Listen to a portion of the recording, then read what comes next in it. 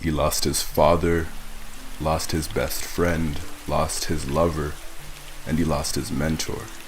And later, he even lost his patented Sharingan. Kakashi Hatake was born in the Hidden Leaf. His mother unknown and his father Sakumo Hatake, Konoha's White Fang, a ninja who was once as powerful as the Sannin themselves, but later disparaged by his comrades for choosing to save a friend over the mission. Kakashi had the intelligence and ability of a Chunin at 5 years old. When he was an academy student, he entered the Anbu Black Ops at 12 years old, and was by far the most powerful ninja in his class. But he was distant. Kakashi didn't say much, and he didn't care about much. But this is because Sakumo committed suicide, and Kakashi didn't have much of a childhood. He didn't get to enjoy life as a kid, and he didn't carry the same innocence that the other kids carried. He was forced himself to grow quickly, almost like he was running away. But it seemed like that would only make things worse. The self-dependent Chunin was later forced to have teammates, Obito Uchiha and Rin Nohara, and though he didn't show it, he cared for them. Then Obito's life was quickly taken by the hands of falling rocks. Obito gifted his friend with his left eye, the eye of the Sharingan, as a dying gift. And with the final breath, Obito asked Kakashi to take care of Rin, who carried the two-tailed beast inside of her. Rin later forced Kakashi to kill her, freeing her from the misery of having a beast live inside of her, and have people hunt her down for it. And though Kakashi denied her request, Rin threw herself in the way of Kakashi's attack as he impaled her heart with a lightning blade. And with this, the young Jonin had lost both of his teammates, his father, at the ripe young age of 12. Again, 12 years of age, and he had already lost his father, his friend, and what many believed to be his lover. Kakashi would become depressed and would later join the Anbu Black Ops. In the Anbu, the Jonin released his rage and emotion through his hands and through his talent. He displayed a cold-heartedness and ruthlessness in the Anbu, and he wouldn't talk to his teammates for days at a time. But his successes were noted, as he rapidly rose through the Anbu's ranks.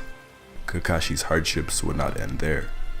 When the nine-tailed fox was set on the village, the Anbu was prohibited to defend the village, only being deployed to protect its citizens. The demon fox was slain, but at the hands of his mentor, Minato, the fourth Hokage, another person who Kakashi had opened himself up to, and that he would lose. At this point in the tale, it becomes Naruto's story. Kakashi's grievance had not ended. The copycat ninja was chosen by the third Hokage to be his right hand, who was later killed by Orochimaru. And finally, Kakashi loses his Sharingan at the hands of Madara Uchiha. Kakashi's story is one of incredible resiliency, but a story of faith and teamwork as well.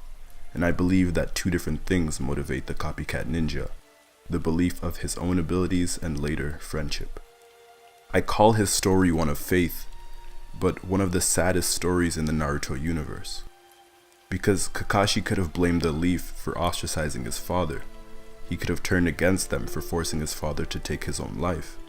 But somewhere inside of him, Kakashi had forgiveness, and would later lay his life down for the leaf, even assuming the position of its leader, the sixth Hokage. And though Kakashi blames himself, he holds the burden of these people, which propels him forward to take on each day as they would, and in their honor. The mindset and the teamwork of the White Fang, Obito's hard work and love of life, Rin's kindness and love, and Minato's ability. When Kakashi's father died, he was motivated by his own ability, the ability to become better than his father, not only in status, but in talent and skill as well. The young Kakashi didn't even want to be associated with him, stating that he would follow the rules unlike his father. Little did he know, the White Fang was so honorable. And then, when Obito died, it is at that instant that Kakashi understood why his father sacrificed the mission in order to save a teammate. It is at that instant that Kakashi realized that the people around him were much more important than any mission. and that the survival of the team should always be the #1 priority. And while he doesn't overtly say it, he cares immensely about the people around him, as the village raised him, and through Team 7, Might Guy, Kurenai, Asuma, and everyone else, he believed that he could inspire a culture of teamwork, a teamwork that he wished he had with his own team. Though Naruto was motivated by other people as well, Kakashi is definitely credible in the motivation that Naruto has to pursue his best friend to the ends of the earth in order to bring him back to the light, something that Kakashi wishes he could even have the opportunity to do. The copy ninja is the pinnacle of resiliency and persistence. Kakashi Hatake is the man who lost everything, and though death has silenced him, he speaks profoundly with his actions and with a smile.